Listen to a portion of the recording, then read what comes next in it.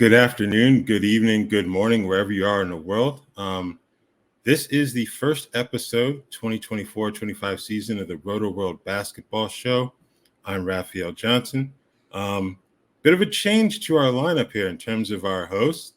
Dan Titus, Yahoo Sports, is still with us. He will be in here shortly to participate in the mock draft we're running for our first episode. Third man, the three-man weave, is now Noah Rubin of Rotoworld. Noah, thanks for joining us on the podcast this season. How's your off-season, the preseason been thus far? Absolutely, Raph. Thanks for allowing me to join you guys on this great show. It should be a fun season. Yeah, off-season was obviously a lot of fun doing some Dynasty content. Didn't really ever slow down, but basketball is a year-round sport, so that makes it fun for all of us. And yeah, Dan is running late. I know he's really stressing having to draft against us, and I think the pressure's getting to him a little bit. So he had to get some warm-ups in. Yeah, it's either that or what's going on with the Sixers with the injury bug recently. I hadn't mentioned the specifics of this mock draft. The basic 12-team, 9-category head-to-head mock draft that we're doing. Snake draft. I will have the first pick, and without further delay, there's our third host, Dan Titus of Yahoo Sports. Dan, how you doing, man? What's up, Raph? What's up, Noah? Sorry I'm late, guys. I had some last-minute traffic, but excited to some mock draft and see how far one Joel Embiid slides here. Yeah, I think that's going to be one of the big questions in terms of those two of the three Sixer stars, Embiid and Paul George. Embiid still hasn't been fully cleared. Paul George hyperextended his knee, be reevaluated in 1 week, October 22nd. For those of you who need an exact date, could have been a lot worse given how that injury looked when it happened. So you're counting your lucky stars there if you're a Sixers fan, but you're also wondering in fantasy, how high is Tyrese Maxey go now? I think he's the one person who you don't expect to kind of manage his workload throughout the season. So him, later rounds, Kelly Oubre, Caleb Martin, Andre Drummond, some of those guys that probably be worth keeping an eye on throughout this mock draft practice and in your actual drafts as well. No disagreement there, man. I feel like at this point, I was just doing my rankings update, and I'm thinking Tyrese Maxey's probably looking more like a late second-round pick. Probably do the inverse of where I was picking Paul George before and kind of bump him down into the mid-third. But yeah, it looks like we're about to be underway here. How you always get the first pick, Raph? We talk about this collusion here. The game cheating, man. You know how it is. But no, I think as he's mentioned, I got the first overall pick. Victor Wembanyama is my selection. I just think we're heading into an era where the NBA is practically his in terms of the skill level and everything he brings to the table. Fantasy, I don't think he's a lock for 1.1. I think Nikola Jokic, his track record certainly deserves to be in that space as well. If you're playing in a league where either you don't count turnovers or you're just in a punt build from the start, then you can go with Luka Doncic as well, even though he's been injured recently. So those are a few guys to kind of consider here in your mock drafts. What do you think, Noah? I think it's a clear top two, and it's just based off preference. I think Luka is a guy that you could consider, but in most leagues, I would imagine that it's Wemby, Jokic, 1-2, unless somebody just doesn't trust that Wemby's going to either play enough or for whatever reason they go Jokic over Wemby. But you can't go wrong with the top two. Yeah, who just went off the board there? Shai Gilgeous, Nikola Jokic, no surprise. But we're flying. Ooh. Kingy goes Anthony Davis at number 4. This is a 2-center league, so that may have something to do with his thinking there. Interesting. And Dan? Go ahead. I feel pretty good about getting Luka at 5. I was expecting, Luka to be off the board there. But to your point, I think maybe Kingy decided to go with Anthony Davis for the stocks and obviously the 2-center requirement for Yahoo League. So I think that could be a theme that we see in this draft. Maybe we see centers go a little bit earlier than other leagues that you may be playing in that only have one center. Yeah. Giannis 6, Jason Tatum at 7. that Boston lineup is loaded. I think that negatively impacted his fantasy value a little bit last season, but you still pretty much know what you're going to get from him. May not be a first round lock, but he's going to hover in that area for most of the year. Yeah, part of me kind of thinks that he's gotten a lot of disrespect. I mean, even during the playoffs, but all summer, it's like you have to come out with a little bit of extra motivation coming off winning a championship with the amount of talk that's been going around, like talking about you. So I'm expecting at least a slight bounce back from him, as Ameer just made my life difficult. Yeah. Tyrese Halliburton sliding to 9. I think that's the lowest that I've seen interesting. him in a long time. I kind of wonder what Matty G is. I mean, obviously Matty G is pretty happy about that, but I'm kind of wondering, Ameer went Trae Young ahead of Tyrese Halliburton, which is pretty interesting. Noah goes with Embiid at number 10.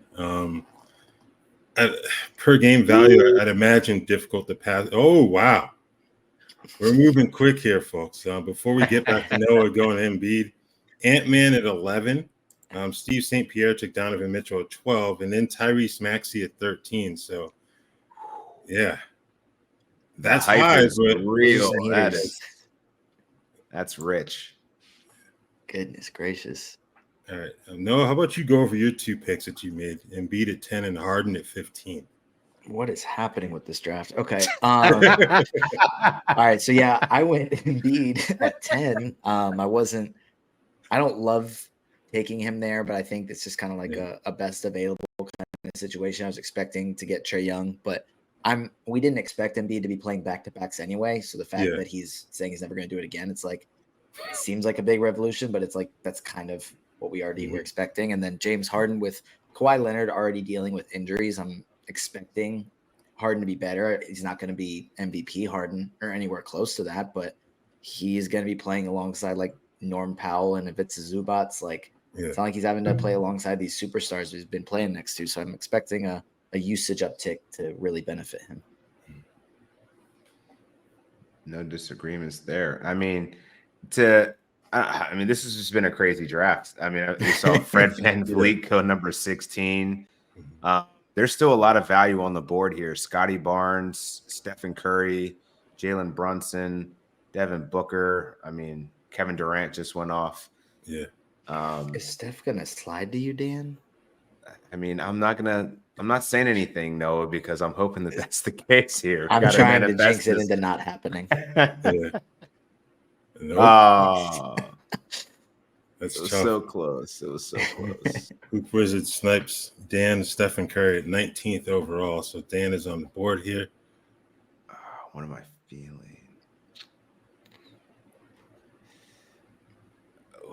I'm thinking Scotty Barnes, if he's still there. I think that's good value in terms of his stat stuffing capability.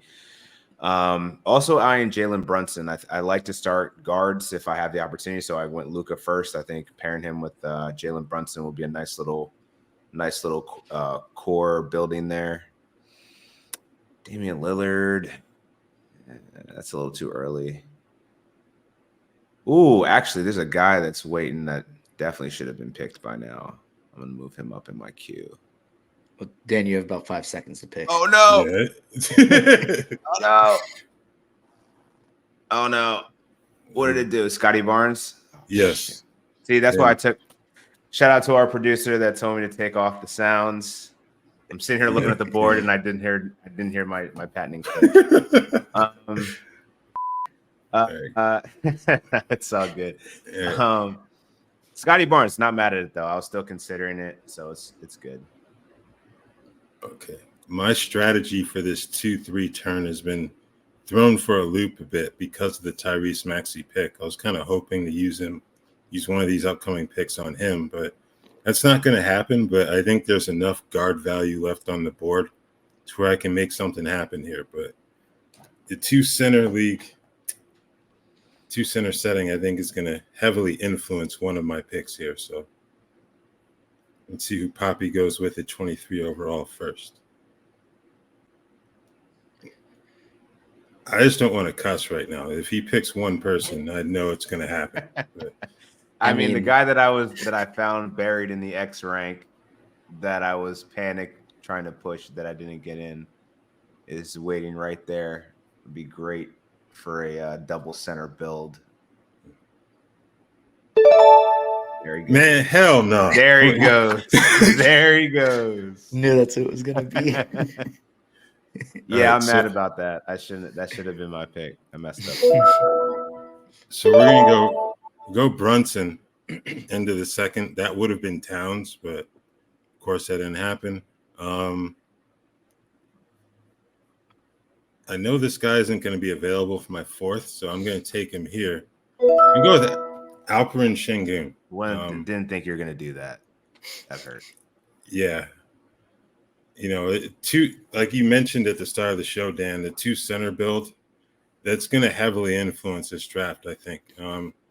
Maybe you can get some value a bit later, like 8th and 9th round for like an Ivica Zubac or someone to that effect. But in terms of high-level guys, you're pretty much going to have to let it go now in terms of grabbing, 2 guys with center eligibility if you want to do that. Yeah, I definitely wanted Alperen Şengün on this upcoming pick, and I thought he could be there for me. I expected him to go earlier, so that one didn't sting as bad and everyone's getting their guys here in the 3rd round, man. This is aggressive, but I gotta. All right.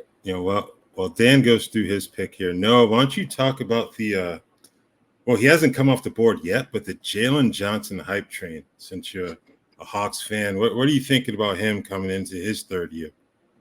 I think if he doesn't make it to me now, I'm gonna be a little upset. But I'm sorry. It's what happens when I'm doing live mocks or anything like that. If I add somebody to my queue or I say a name out loud, they always get taken before. But no, he had his mini breakout last year and then was kind of limited by some ankle injuries.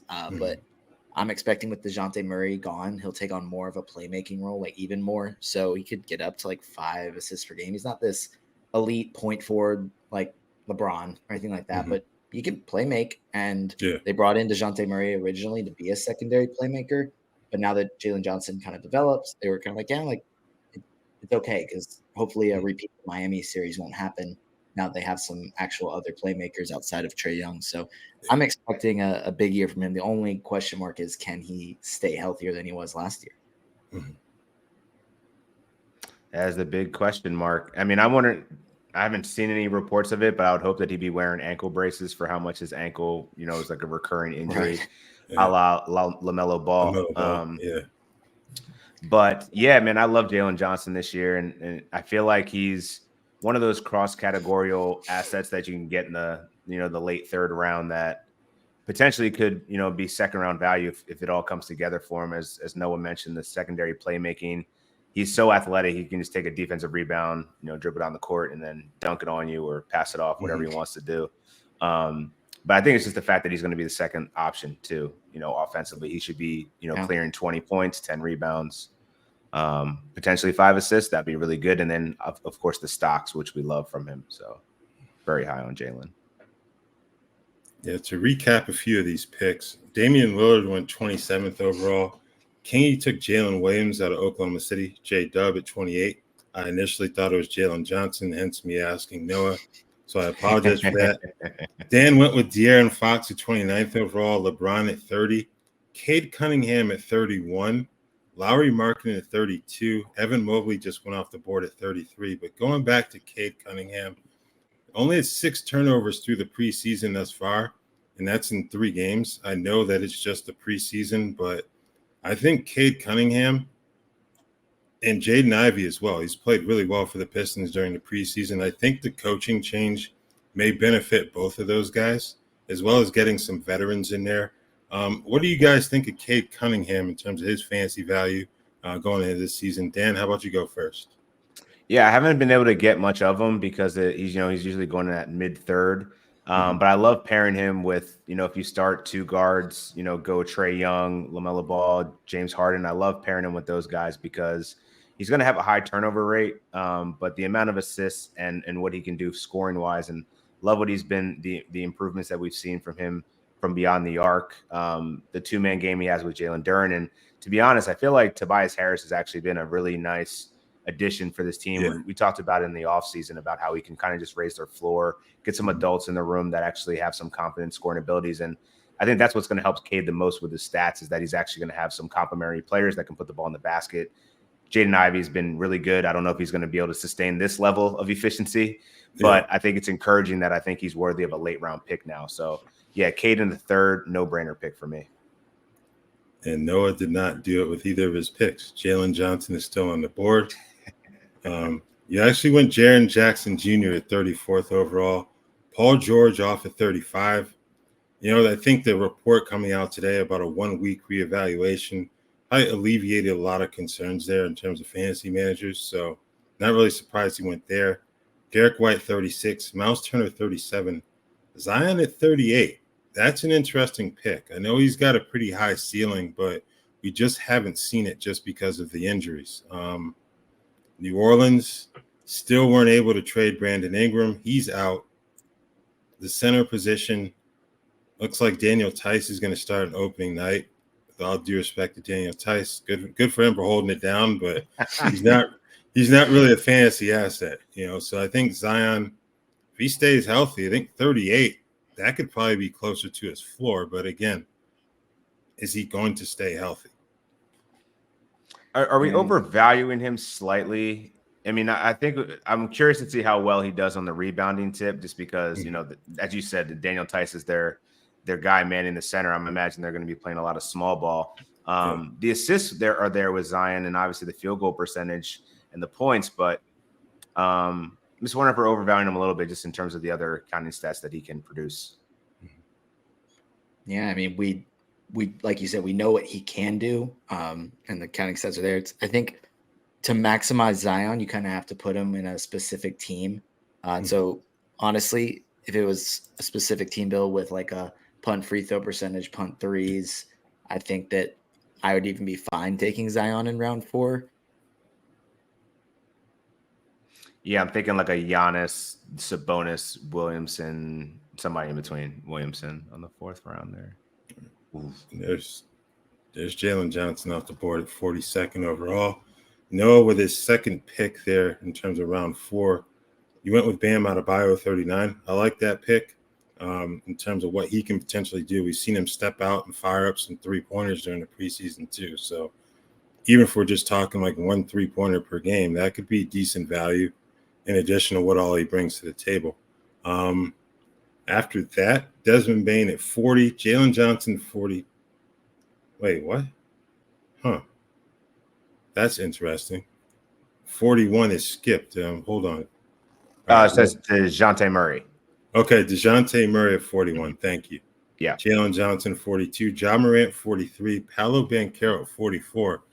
You talk about punting turnovers. I think those two guys are like prime punt turnover guys, in addition to Ja Morant's medical history too. So what do you think about Paolo Banchero in terms of 9-cat fantasy value? Probably overrated, but I think similar to Zion Williamson, I think that this is more about the build that I'm getting here. And I got Luka Doncic, high turnover rate. De'Aaron Fox, definitely prone to turnovers.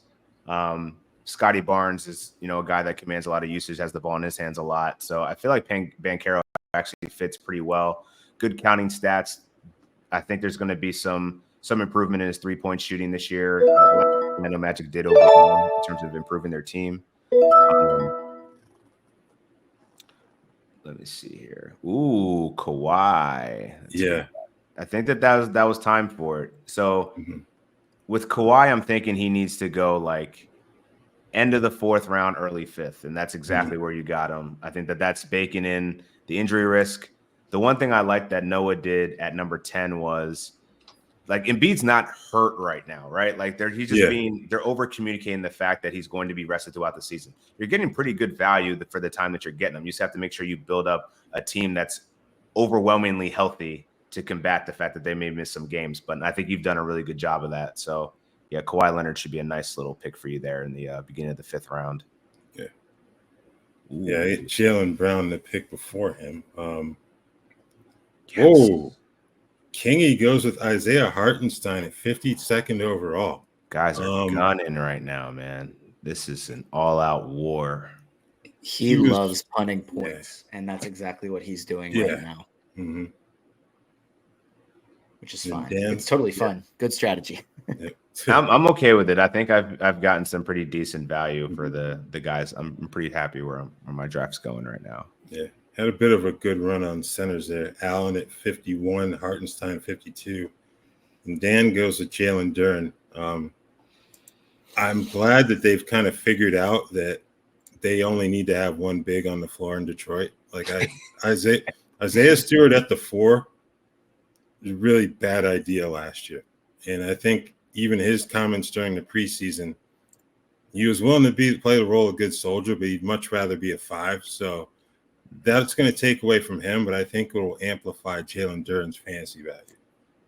Yeah, I mean, I think we've already seen a little bit of JB Bickerstaff sprinkling that little fairy dust on his defense. I mean, I can't remember the last time I saw him get 3 blocks in a game. And he's just been so active, and I love the way that they've been doing the dribble handoffs. He's a capable passer, and I think that they're going to give him a little bit more room to operate. And I don't know. I think Detroit is one of those bad teams that you actually can glean a lot of fantasy value from. Mm-hmm. Yeah, I think not a lot, but enough. Yeah. Right. I think he was a guy that I was a little worried about after last season, just because he was a traffic cone on defense, and it was just really, really bad. But like Dan pointed out, like it's looked better during the preseason in the box score and also just on the court. I think it's looked a little bit better. So JB Bickerstaff's coming off working with Jared Allen and Evan Mobley. Maybe a little bit of that is going to help Jalen Duren out a little bit. So yeah, no, I like getting him in the 5th round. I mean, bare minimum, he's going to dominate rebounds. So yeah. Well, obviously, the first episode of the Rotoworld basketball show focusing on the mock draft, which means you're probably preparing for your own drafts that will be held throughout the course of this week or weekend. If you're drafting a fantasy team, we put out our free Rotoworld basketball draft kit. Get all the rankings, stats, and player profiles you need to dominate your league all season long. Go to NBCsports.com/hoopskit and download today. In addition to 8-cat, 9-cat points rankings, we've got Noah's Dynasty rankings in there as well. So really good value, I think. And you got links to all of the preseason content we've been putting up on our site. And also don't want to forget to mention the work that Dan has been doing over Yahoo Sports with his preseason fantasy content as well. So a lot of good resources out there for you all in addition to listening to the podcast. So as always, we appreciate you. Always. And to recap here, after Duren, we got Franz Wagner at 54th and Mikal Bridges at 55. Darius Garland comes off the board at, man, all right, my ticker is slow as all get out. But yeah, so we got Claxton at 56, DeRozan, yep. Siakam, Garland, Brook Lopez, and Tobias Harris at the 5-6 turn. Brook Lopez, that's a bit early. Does Mr. Steve know something that we don't know about Doc Rivers unleashing, was he 37, 30? He's up there. I don't know how old Lopez is, but he's an old dude. That seems a bit early for me, but can't knock the hustle. Get your guy. Yeah. Plus, as again, 2-center build for your starting lineup. So I think you can do a lot worse than Brook Lopez in that spot because you'll get some blocks, some 3-pointers. The rebounding can be a bit light, but I don't think it's a terrible reach, to take him there. Ooh, the way that the board is falling right now can go a few directions. And I'm wondering if it's locking up the center spot. Yeah. There's a couple guys I like that I feel like I might wait on. I feel like I got to do it. What are you eyeing on your next pick, Noah? How do you feel like your team's going after getting Siakam? Well, I made my pick after that with Bradley Beal, but I could talk about both of those. So Siakam is not a guy I was really targeting, but then a bunch of other guys went a little bit earlier than I think we were kind of expecting. I mean, that's kind of how I felt getting Bam the round before. Was I didn't expect him to be there, and I'm just going to kind of go best available. The 2-center league was a little bit of a factor with Bam. With Siakam, I mean, like I said, he's just kind of generally going around before, so it's a good value pick to me, and obviously he's going to do a lot with Indiana this year. little bit more chemistry with Tyrese Halliburton. That'll help. And then Bradley Beal, I'm expecting a bounce back year for him. He was really, really good down the stretch last season. He had a quote just within the last week or two saying that, they were really good and he missed like 30 games. Like, what if if he's healthy this year and, he showed what he could do when he was healthy down the stretch. So, I mean, fingers crossed that he can stay healthy because obviously that's a big if for basically everybody in the entire NBA. But then also having Coach Bud in there kind of emphasizing 3-point shooting, I think that'll help Beal out as well for fantasy. So I think that'll end up being a really good value pick, getting him in round 6. And having point guards on the roster.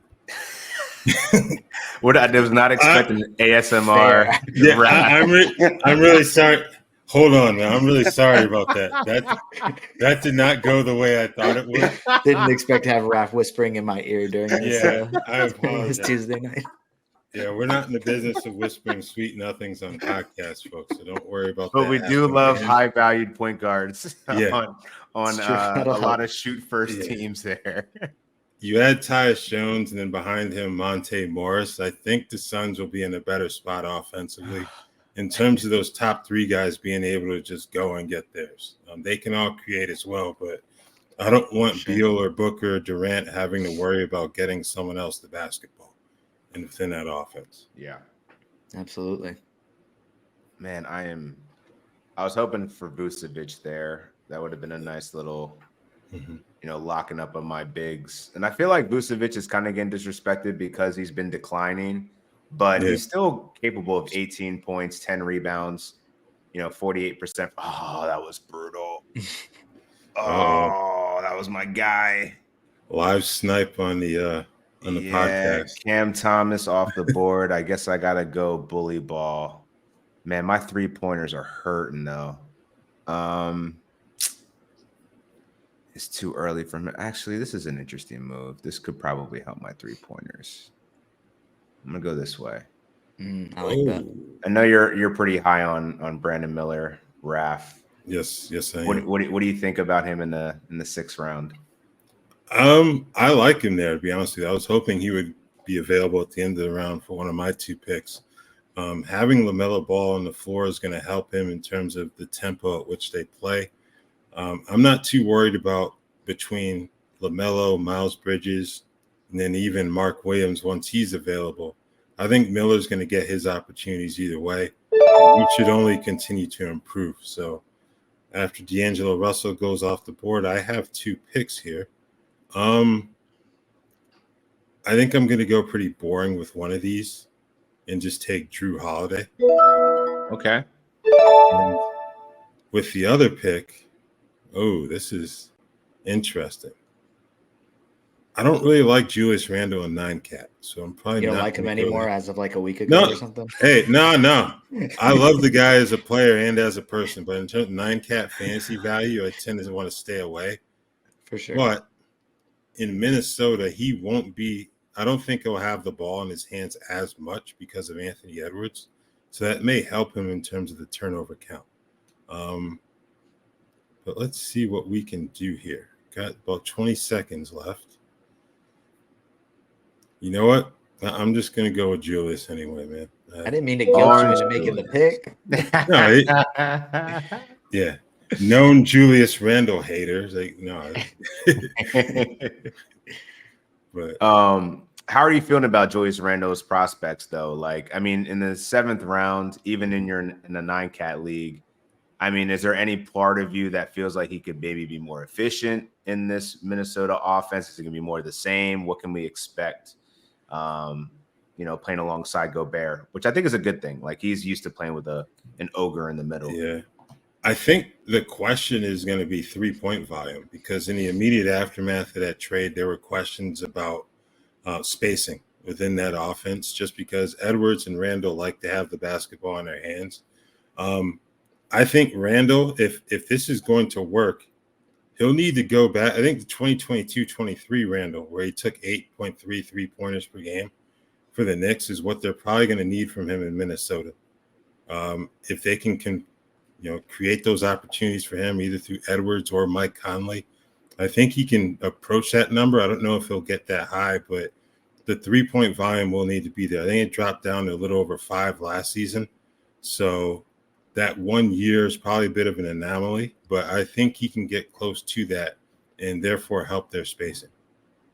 Yeah, I think that makes a lot of sense. And, I think for Randall, being that third secondary creator in some cases, like I think his stat and his production is going to actually hold pretty well in Minnesota. Like I don't think he loses any value. I think it was a bigger question of how he was going to adapt with everybody on New York. Where am I going here? Oh, someone did do it. All right, that means that I got to do it. Okay. Got to do it. So Papi went Devin Vassell at 74. We don't know when Vassell will be healthy enough to play, but I think he's been a good fantasy player when available. Just recently, the injury concerns have kind of removed some of that luster. Let's see here. Now, Mark, okay, we got a bit of a run on centers here. After that, Ivica Zubac 75. King, you went Mark Williams. Dan, you went Walker Kessler. Josh Giddey off the board at 78. Noah, like you're looking at your team right now, how's that kind of shaping up for you? And are there any areas that you may be considering targeting with this next pick? Not to give away who exactly.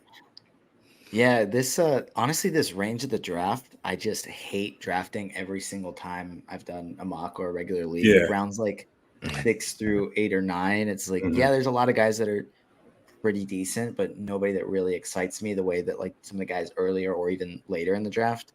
And I was probably going to go Brandon Ingram, but he just went. So, I mean, right now, I kind of feel like I'm slightly punting steals. I don't know. I wasn't really leaning into anything specifically, and then it just kind of has happened.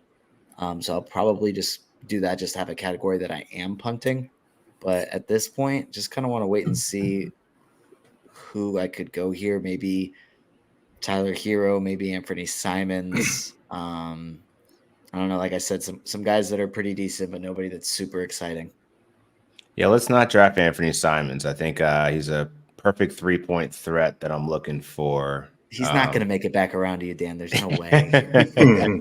Like, I won't do it just for you, and we'll see what happens. But I don't know, man. This draft has been pretty interesting. I mean, seeing Herb Jones go off the board at 80th, while I recognize his stock specialties, maybe this is Ameer leaning into the fact that Trey Murphy's still going to be out for, a couple of more weeks before the start of the season. So Herb Jones shouldn't have any issues looking over his shoulder. But yeah, I think he's only like probably 10 to 12 points per game, increase, and then not really much for rebounds and assists, but very good peripherals though. Yeah. What to do here? Raph, how you feeling about your squad? Well, I'm feeling pretty good. I think obviously you have the first overall pick. It isn't very difficult to feel good about that. But, I think taking care of the center position early was good. Brown and Holiday are pretty reliable guys. The concerns are going to be Kawhi and Randall in terms of their health. But I think I'll be able to do enough a little bit later in this draft to kind of protect myself with those two guys. Yeah, I think you did a good job of raising your floor a little bit. Like, I guess one thing I've been thinking about more lately is, Drew Holiday and his age, and for how much they've been talking up Peyton Pritchard. I wonder if Drew Holiday might be rested periodically at certain points from, playing in USA and obviously winning the championship. I feel like Boston's going to be probably doing some strategic things to make sure that all their core guys kind of remain healthy as they're trying to still get KP back. Yeah, I just think on the flip side of that, because of Porzingis' absence, probably going to need Drew's defense a little bit more early on. We've seen him guard so many different positions on the floor. Certainly not going to ask him to defend a 4 for an entire game, but there may come points within the game where he can do that. So, I think around like 70, 75 range is a pretty good spot to grab him in fantasy, to be honest with you. Yeah. Moving on to Dan's team, how would you kind of summarize what you've done thus far and how you feeling about that team? So right now, I think the first 3 rounds was more about value falling to me. I was excited to get Luka at 5, and then to see Scotty Barnes there. Right there, that was setting up to not really be a good free throw shooting team. And then to follow that up with De'Aaron Fox, I mean, right fits that mold too with high turnover. So I actually don't like the fact that it started to become a punting build, but Banchero obviously not a good free throw shooter, turnover prone.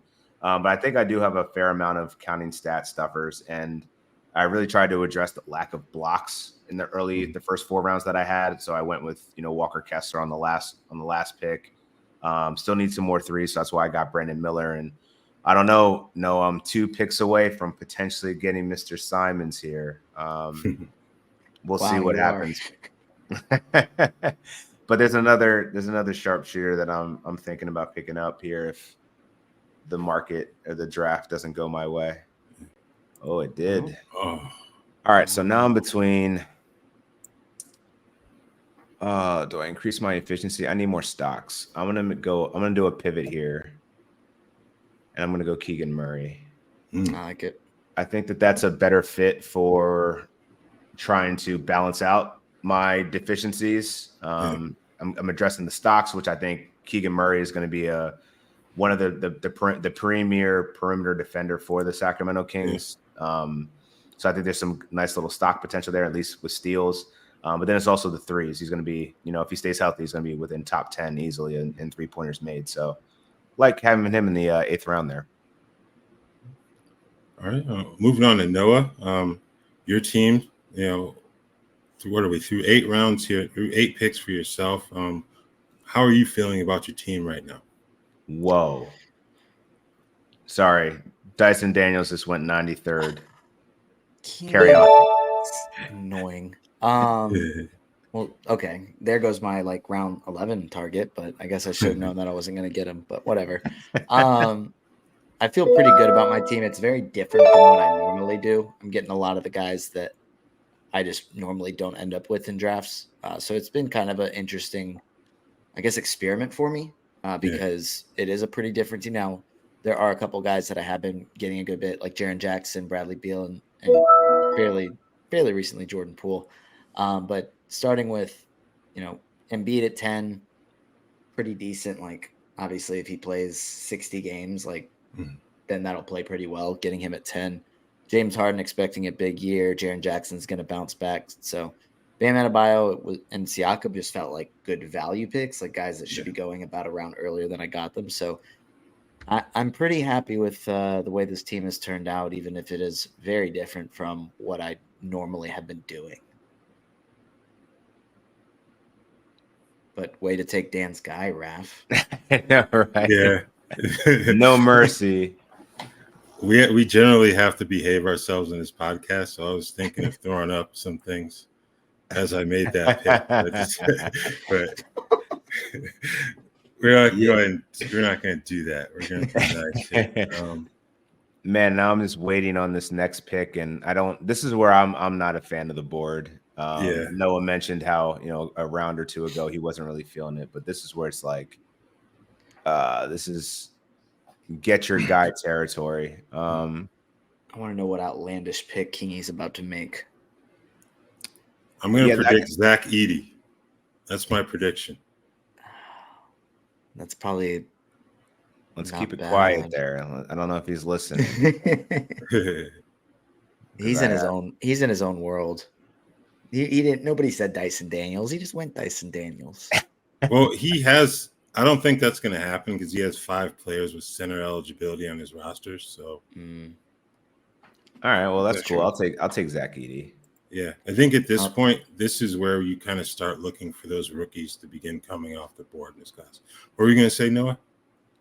I was going to say now it's going to happen. Now Zach Edey's going to go, but he ended up going Alex Caruso, so that's going to fit in with his points build. So I like it. And Dan goes with Zach Edey at 101 overall. I think this rookie class, you don't really see any fantasy stars in this crop, but I think there's going to be some decent value in these later rounds of standard league drafts. Noah, since you're the dynasty guy on this podcast. Like, how do you kind of look at this rookie class coming in here? I think there's a lot of guys that I see a path for them to be very good long term. Mhm. I think in the short term, it's going to be a lot of like rookie struggles, and that is going to limit their value, especially in 9-cat leagues. A lot of field goal percentage issues. Zach Edey's probably going to be the best rookie for fantasy, just because the traditional center build, like high field goal percentage, blocks, rebounds, and he's got a really good role set up for him in Memphis. Outside of him, there's not a ton of guys I would draft in a redraft league outside of as like a last round flyer. Like if you really like Reed Shepard, Alex Sarr, Modest Buzelis, maybe even Zachary Reese-Shea, then maybe you go them with your last round pick. But other than that, I'm not excited about this rookie class for this season. I think we've been blessed with some recent rookie classes. It's not the most exciting one, which isn't the first time that anybody listening to this has heard that. It's true, though. I mean, I think it's going to be we're still waiting for some more dominoes to fall, right? Like, I think that there could be some opportunities where, we see a world where Zach LaVine gets traded and, Matas Buzelis gets an opportunity to get more minutes.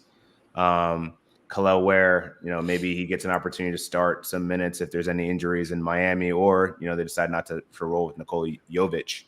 So, I think it's just going to be difficult for some of these rookies to kind of get time as they're projecting more as role players, especially in their first season. But maybe we'll see a couple people emerge. But, I think we're really just playing the dynasty game here. And, Reed Shepard's going to be great once Fred VanVleet's out of there, but we got to wait some time for that to happen. Speaking of dynasties, how about the New York Jets? No, I'm just playing. But why would you do that to me, Raph? I apologize for that. Noah's a Jets fan. It's a big day for you guys. That was just a shot. How are we Jets in Atlanta? How's that working? My dad's from New York, and so he grew up Jets, Mets, Rangers. There's another sport, Knicks. This one, the sport we're talking about. That's great. Good job, Noah. And then thankfully, by the time I was getting into sports, the only one he still kind of cared about was the Jets. But then also that he just passed on this ridiculous curse to me that I just my kids will definitely be growing up Jets fans because it builds character. Let me tell you. The good news is that one, they added Devontae Adams via trade this afternoon, so another weapon for Aaron Rodgers, and you get to watch them on Sunday Night Football this weekend. And then Aaron Rodgers and the Jets take on T.J. Watt and the Steelers in Pittsburgh. Coverage starts at 7 p.m. Eastern on NBC and Peacock with Sunday Night in America before the kickoff. So get a recap of everything that happened during the afternoon, and then kickoff between the Jets and Steelers. Big game for both teams, I think, in terms of the AFC playoff picture. At this point, you don't want to go in 2-5 after 7 games. So good luck to the Jets.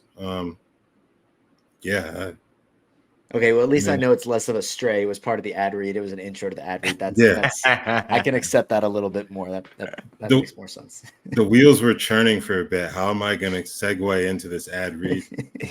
You said something about Dynasty. That was probably a mistake on my part, but Just getting started. This is the year. Where do we go from here? Oh, that's why. Got to take off those filters. It might be time for him. This slide might be too far. There's Dante DiVincenzo coming off the board. I think he can be a valuable player in Minnesota just because they need the 3-point shooting. Yeah, they do. And so, I think he's someone, even if he comes off the bench, similar to Naz Reid, that's someone that you're going to want to have rostered in a lot of fantasy leagues. Trying to see here. What do you guys think of Jalen Green? Is this too far? I mean, it's probably closer to what we've expected when he comes out the first half of every season. Yeah. But what if he looks like Jalen Green of March and April? I think this is a good spot to take him, but I would not expect March/April Jalen Green. Because first and foremost, Alperen Şengün was out with that nasty ankle and knee injury. So indeed, someone had to shoot the ball, and we know Jalen Green is more than willing to shoot the basketball. A lot of them just happen to go in.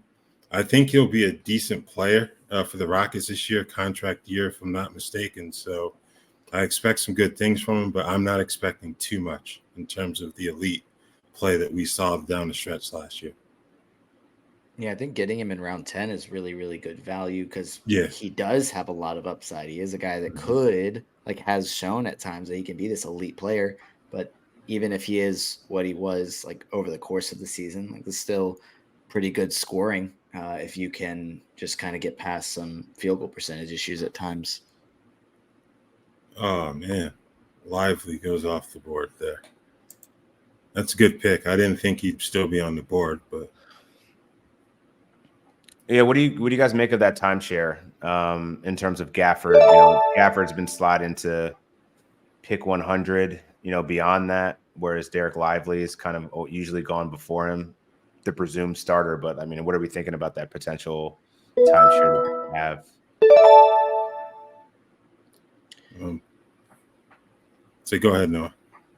So it is an interesting one because both guys are very good for 9-cat leagues. Like, their value's obviously inflated because they have high field goal percentages, good rebounds, good blocks, but the minutes will limit them. I think if it's a 24-24 split, that both guys have pretty good late round value. So I don't know, like, there's not a ton of upside simply because they're both on the same team.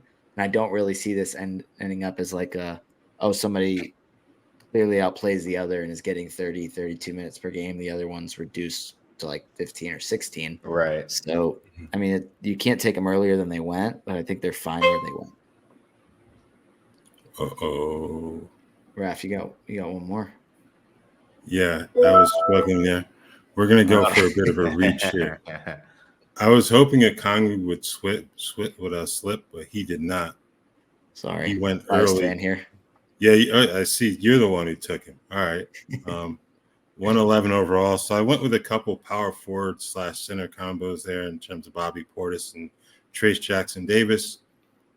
I think TJD's value is going to depend on how much Steve Kerr is going to continue to force Kevon Looney on us. He's shooting the three now, though. He's putting pressure on him. All right. Hey, more power to him. I'm happy to see Kevon, doing his thing and expanding his game. But TJD just offers a far higher ceiling for that group. And I don't think they can play Draymond Green at center for long stretches. We saw that at times last year. It was one of those things where it's like they sometimes missed the mark where it went from advantage to serious disadvantage, and he'd be out there in that spot a little too long. So it'll be interesting to see how Steve Kerr kind of handles the center rotation this year. Yeah, it's definitely going to be interesting. And I mean, I think, a lot of the comments around Draymond preferring to play in power forward and Jonathan Kuminga being a true small forward.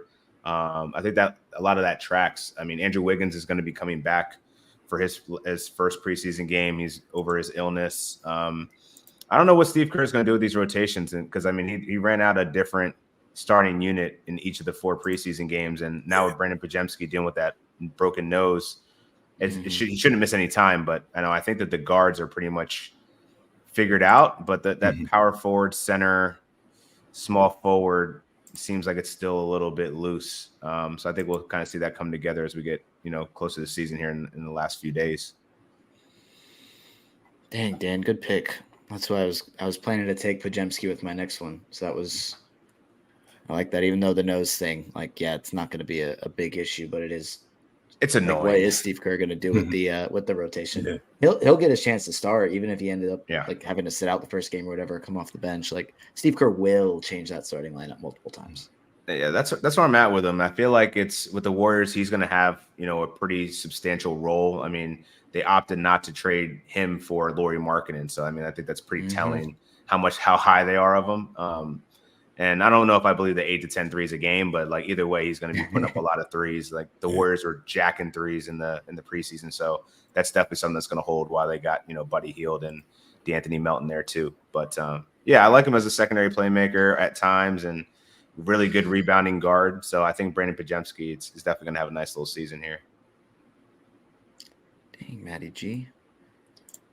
Taking all my late round guys. Leon Ellis, nice little 3-and-D there. Yeah. Ooh, that's a good pick. Ooh. That was who I was between. It was Taylor Hendricks or Podziemski. That makes me feel better about my pick. Thank you. But he's starting now in Utah, so it's like the sky's kind of not the sky's the limit, but we could see him really pop off this year, which would be a lot of fun, assuming that he continues to start. But I think he's started every single preseason game, so I feel pretty confident that that'll stay.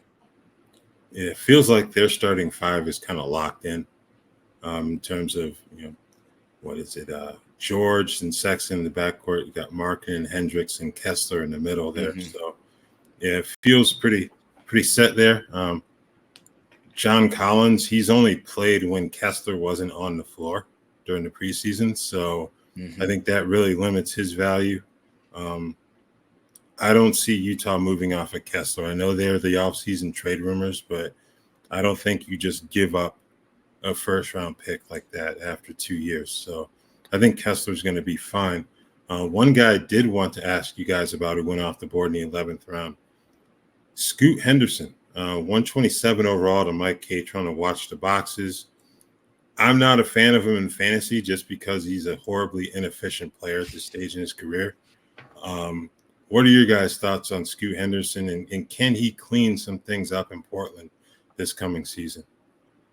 I think he's got like some value in the sense that the assists are probably going to be really good. The points were, really decent. He was a better shooter than I was expecting as a rookie from 3-point range, not field goal percentage. Obviously, that was like significantly worse than I was expecting. So I'm hoping like he could get to over 40%. That's still really bad. So I think you maximize him by punting specific categories, which maybe if you're starting off with like Trae Young and Harden or Trae Young and LaMelo Ball or some sort of build like that, getting Scoot in the later rounds, like you really maximize his skill set. So the other, again, he's still going to have some value, but you have to be able to kind of deal with him potentially shooting like 37% from the floor. And that's probably going to happen more often than not. And Portland's not going to be particularly good. I don't know. I understand it for points leagues for sure.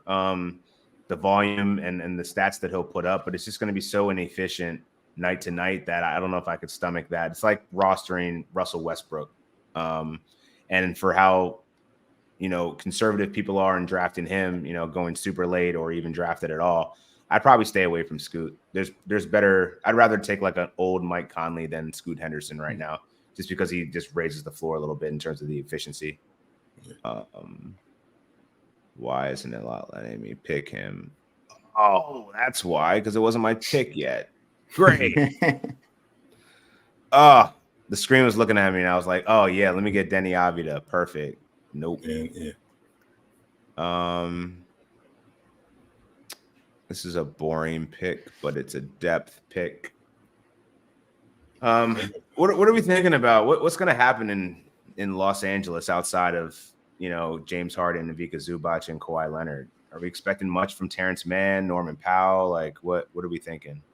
I think with Powell, what you'd want to see as a fantasy manager is for him to get back to playing downhill offensively. He went away from that last year. I think he only averaged like 5.1 2-point attempts per game and about 2 free throw attempts per game. I think he's too good of an offensive player to do that. And when you have those type of numbers, that's going to limit your fantasy value, especially when you don't bring much to the table defensively. Yeah. So I think Powell's not going to get you steals or blocks. You're just hoping, or even assists. You're just hoping that he can be more of a volume scoring type guy, get more shot attempts, get to the foul line more. I think early in the season that should happen just because we don't know if or when Kawhi will be ready to play. Yeah, I think having Paul George gone, Russell Westbrook gone, Kawhi, there's going to be more shots, but I'm not really sure. I mean, I know Norman Powell's going to shoot more, but I don't know about everybody else. It's a very interesting team that like we may not have like a really good answer until 2 weeks into the regular season. Pretty confident Powell will shoot more, but then you have a couple guys on like redemption arcs, like Kevin Porter Jr. Like, what kind of role is he going to play? So, I think it's a hard team to predict. There's a couple teams this year that are very difficult to predict, and the Clippers are definitely one of them. Yeah. We don't know if or how long Kevin Porter Jr. is going to be suspended either. I think I saw reports that the Clippers are planning for him to not be available. How long that is, we don't know. But yeah, I think that's going to maybe amplify some of the remaining players early on in the season if you have another potential scorer off the board there. Yeah, so Stephon Castle, 145th. Yep. Raph, how do you feel about the young rook? Do you think he's going to get meaningful minutes enough early on to warrant fantasy, value and being a late round pick? I think he will, just because of the Devin Vassell injury. I'm not sure exactly when Vassell will be back. Probably, I think we're looking at late November, somewhere around there, if I'm not mistaken. So, and he's impressed Greg Popovich early. That's not the easiest thing to do as a rookie. So, you get some time where you're on the floor with a Chris Paul to kind of get that in-game mentorship. I think he's someone that can be a valuable rookie. And who knows, we hit February, maybe they look to move Chris Paul to a contender if things shake out that way and the Spurs aren't really in the mix. That's even more opportunities for Castle down the line. So I think he's someone, I like the potential upside a bit more than what he is right now, but I think he can be solid early on as well. Yeah, that's pretty much where I'm at with him too. Well said. Khalil Ware goes. Oh, the last pick. Do you guys usually go for upside or just like, oh, there's a valuable guy that's just kind of sitting there, or like a past performer that not great but enough to like hold you down? Which one do you guys usually go for? I generally go upside, but it kind of depends on who's there. Like, are my late round targets there? And of course, the guy I was going to take with my last pick, you take right then and there. As I'm trying to tell you, take an upside guy, Dan. Don't take the guy that I was going to take. But no, good pick. I like it.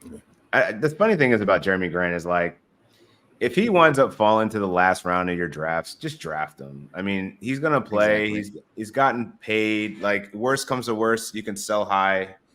You play him for the first 2 months, and then knowing what we know, what he does in March, get rid of him. Raph is shaking his head adamantly to not draft Jeremy Grant. He's putting him into Ben Simmons round territory 13, right now. Raph? I don't care. You wouldn't take him?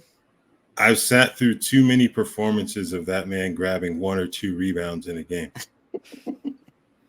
Is that any worse than Klay Thompson? They're like the same guy. It's like, hey, here's 18 points and nothing else and threes. You're not expecting Klay Thompson to grab like 4 or 5 rebounds per game. I hate to be the guy who's like, you're this tall, you should be doing this, this, and this. But if you're like 6'9", I kind of feel like you should give us a bit more than 3 rebounds per game. That's just my opinion on the matter. So yeah, Jeremy Grant will not be on any of my standard league rosters. I think taking him round 13 is totally fine. It is kind of, because he is a guy that was, going, I want to say at least round 9, maybe earlier last year. And then obviously it was a frustrating season with the sense that Portland ended up tanking very early, limited his games played. And then when he was on the floor, like you said, why would he give effort on the defensive end or on the glass? Like, they stunk. So, maybe that was a factor there. So, that's not going to change this year either. So that's a fair point, Raph. But I think round 13 is definitely somewhere I'd be fine taking a flyer on Jeremy Grant, I guess. It's crazy we're taking flyers on, seasoned vets. Well-traveled vets here. Yeah. No, I like Jimmy's pick, Kelly Oubre Jr., the second to last pick in this draft. As we mentioned early in the show, Paul George may not be ready for the opener. Same with Joel Embiid. They're going to need scoring beyond Tyrese Maxey. Kelly Oubre, he played well for them down the stretch last year too. So I think he's someone that you're looking at that roster for late round potential value. He's definitely someone to consider. Yeah, absolutely somebody to consider. The threes, the stocks, Even Caleb Martin, I think it always has some kind of fantasy relevancy. So we'll see how the Sixers unit kind of plays without potentially Paul George and Tyrese Maxey. I imagine Maxey's not going to play for the rest of the preseason, given what's transpired for the other stars. But the Sixers have a pretty good depth now. So yeah, I wouldn't be surprised if Kelly Oubre kind of steps up as that secondary scorer initially, and then once Paul George comes back, pivot to back to the way things were intended to be. Yeah, I think he got off to a pretty good start last season. Before, he got hit by a car. I think that was what really slowed him down. But I think that this year, we'll see another pretty good start, and that's fine to take round 13. If he ends up not doing much after they're healthier, then cool. You got a good week or two out of him. You're probably going to drop your last round pick anyway to stream somebody else in. So I like that in round 13. And do you guys have anybody left in your queue that you didn't get to draft that you were like, oh man, that would have been nice, but I didn't, you went another direction? I did not. I didn't.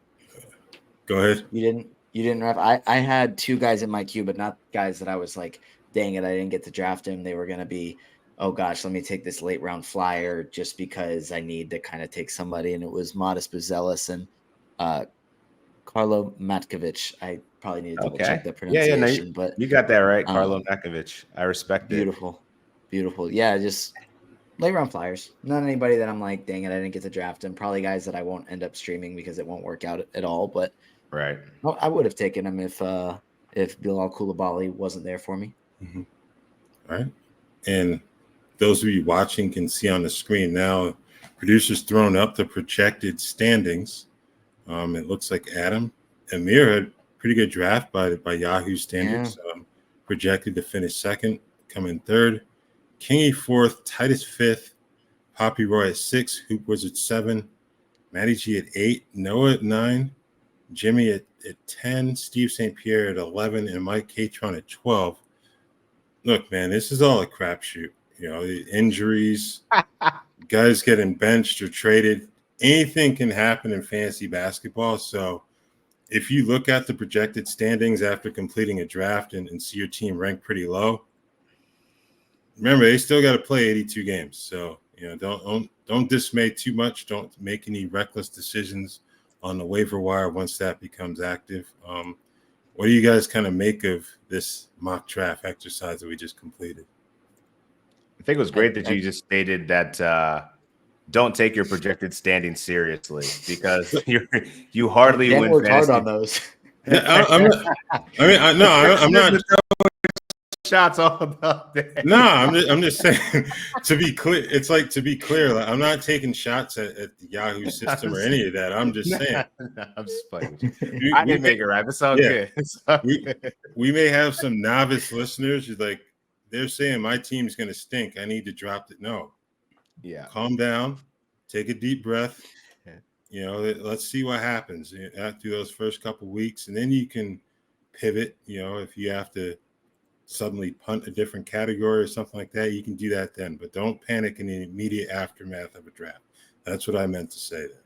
No, totally didn't need the clarification because I agree with you. You never win your draft in the draft. You never win your league in the draft. You win your league by playing the waiver wires, making smart decisions. I would say just temper expectations when you're leaving a draft.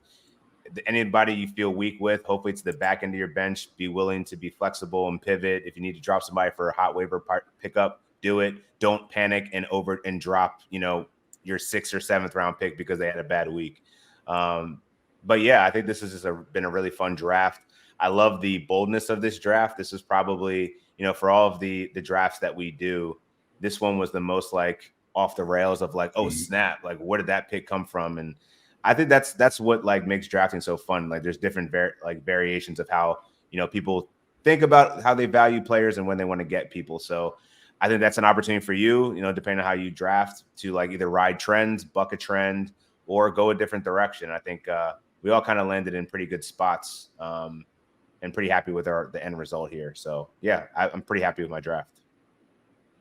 Yeah, I think you bring up a good point. A lot of the mocks or regular drafts that I've done so far, there hasn't been a ton of variance in them. So this was a lot of fun just to see different players go at different times. But I mean, if you're looking at those projected standings, I think it's pretty interesting. So they had like it has Kingy's team as fourth, but he punted 4 categories, punted free throw percentage, threes, points, and assists, and he's like dead last in all 4 of those.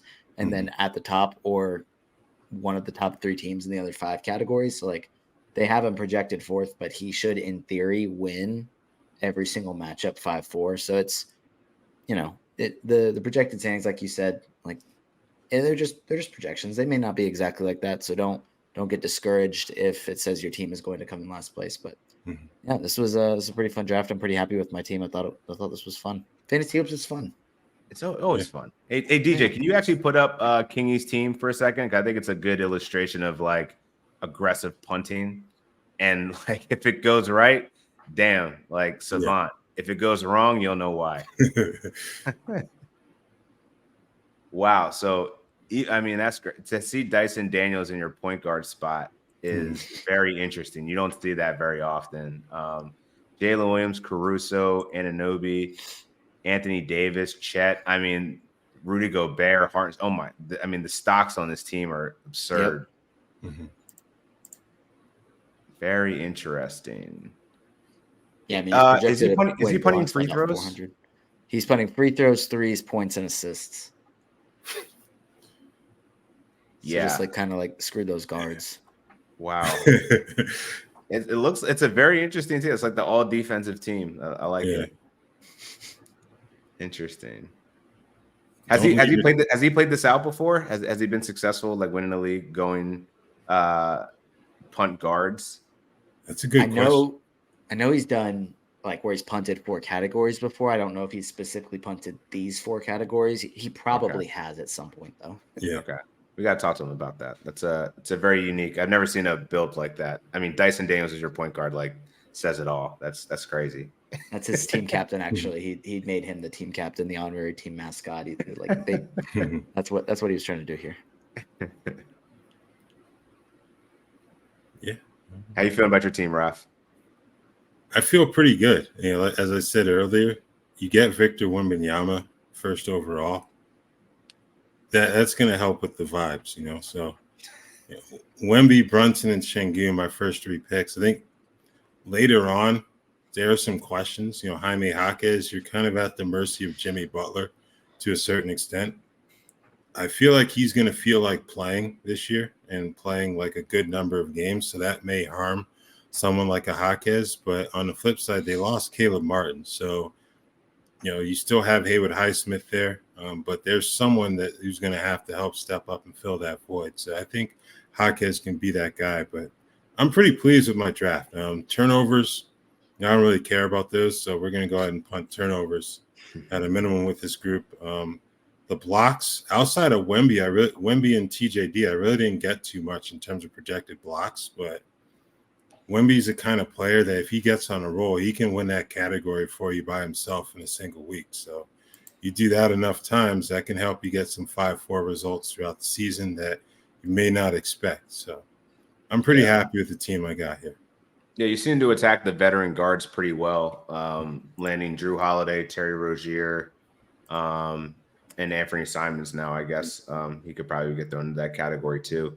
But yeah, I think you balance the risk as well as the upside as well. With Trace Jackson Davis, I think that was a nice block guy to get in the second to last round to kind of balance out Wemby and Şengün there. So yeah, man, I really like what you did. The top half of your draft, I love the Brunson, Jaylen Brown, Kawhi Leonard, assuming you're going to get him for like 50 to 60 games. And then buying low on Julius Randle. You actually rounded out a pretty good team with Wemby. I like that. Yeah, I agree. Thank you. Making a blush, Dan. I mean, you're still losing my squad, but it's all good. Right? Line them up. I think the projected standings. I think I was I'm five. I don't believe that. Dan, those are your guys that say Raph's team is better. So I think I have an overwhelming amount of proof of like when I draft, like I don't know, the standings say I'm like 5th to 12. I usually finish, a little bit better than what they're projecting. So it doesn't really factor in all the recent news and and so forth. So, but yeah, don't take it with a grain of salt. Obviously, you want to draft, and it's always nice to win things. But yeah, you gotta actually hit the waiver wire and manage your team to bring home the championship. For sure.